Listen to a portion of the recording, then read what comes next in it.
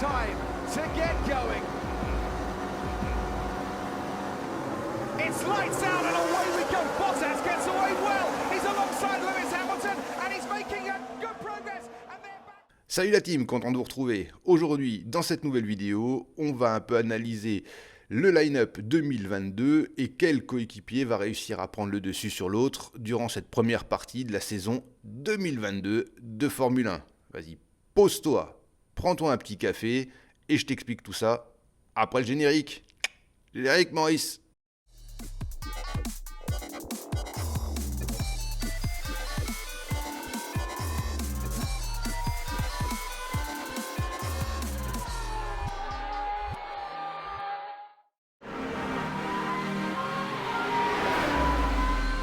Donc, dans cette vidéo, on va partir du classement 2021 des constructeurs et on va analyser les coéquipiers. Je dis bien, ce sont les coéquipiers et pas le championnat en lui-même, d'accord? Juste un coéquipier par rapport à l'autre dans la même écurie, bien évidemment. Et on va essayer de voir ça en pourcentage, hein. Donc on vous a fait une petite animation sympa et vous allez voir ça. Et on va tout de suite afficher le line-up 2022. Voilà. Et bien sûr, on va commencer par Mercedes. Et chez Mercedes, eh bien vous le voyez à l'écran, on a quand même 70% de chance pour nous que ce soit Hamilton qui prenne le dessus sur George Russell durant cette première partie de la saison. Ah, très revanchard Hamilton, c'est une légende de la Formule 1, ça c'est plus qu'on l'aime ou qu'on l'aime pas, c'est un fait. Et donc je pense qu'à mon avis, il va revenir très très fort sur la première partie de la saison 2022. Donc Russell, il va se faire très certainement prendre le dessus par Lewis Hamilton. On passe chez Red Bull. Chez Red Bull, c'est plus compliqué. 50-50. Pourquoi? Alors, Max Verstappen, champion du monde. Est-ce qu'il arrivera à garder la tête froide comme l'année dernière? C'est peut-être pas sûr. L'année dernière, il n'était pas champion du monde, donc ce qui lui permettait d'être plus tranquille quelque part. Là, il a quand même un peu plus de pression. J'en veux pour exemple, hein, si vous roulez en Clio toute l'année, on vous demande si la Ferrari vous manque, vous allez dire non. Je vous file une Ferrari pendant un an, tout frais payé, et je vous redonne la Clio, la Ferrari va vous manquer. Donc c'est plus la même pression.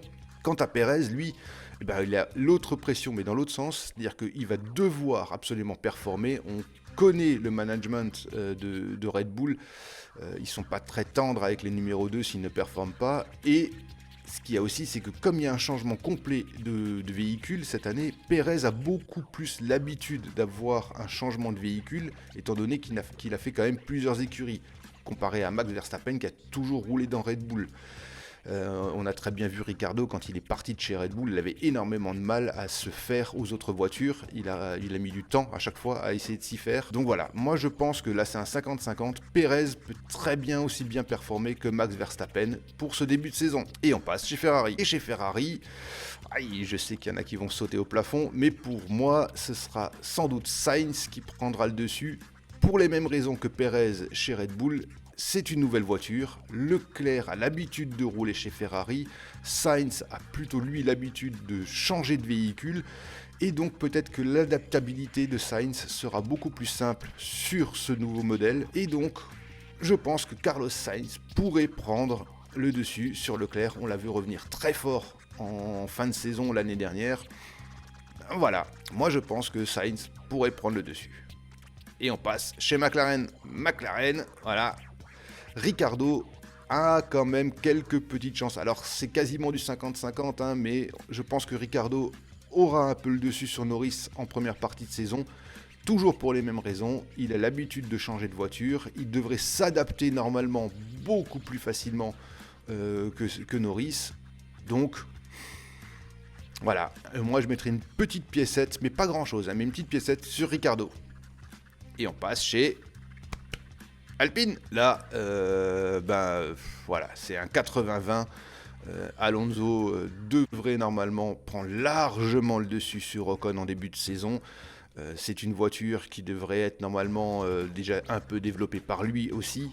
C'est un très bon metteur au point, il est très revanchard, il a fait de très belles choses en fin d'année dernière. Et lui aussi a l'habitude de changer de véhicule et de s'adapter. Et alors lui c'est encore pire que tout le monde puisque lui il passe de la F1 au rallye, ça le dérange pas, enfin du moins au Dakar, ça le dérange pas, l'IndyCar ça le dérange pas, le VEC ça le dérange pas. Donc je pense que là, il n'y a pas photo. Alonso devrait largement prendre le dessus sur Ocon. Allez, petite coupure dans cette vidéo pour faire un interlude publicitaire, pour vous rappeler de nous suivre, de vous abonner si vous ne l'avez pas encore fait, d'activer les notifications si vous ne l'avez pas encore fait, et vous pouvez nous suivre sur Facebook, Instagram et Twitter. Et on passe chez AlphaTauri. Et là, les mêmes stats. Personnellement, Gasly devrait largement prendre le dessus sur Tsunoda. Il nous a montré que c'était un très grand pilote, alors que Tsunoda est un peu en dessous. Est-ce qu'il aura réussi à... Tsunoda en tout cas, est-ce que Tsunoda aura réussi à prendre un peu de maturité? Pas vraiment sûr. En tout cas, Gasly, on sait qu'il est à fond dedans. Donc voilà. La stat, elle devrait être là, 80-20 pour Gasly. Et on passe chez Aston Martin. Et là, je dirais que ce serait Vettel qui devrait prendre l'avantage sur Stroll.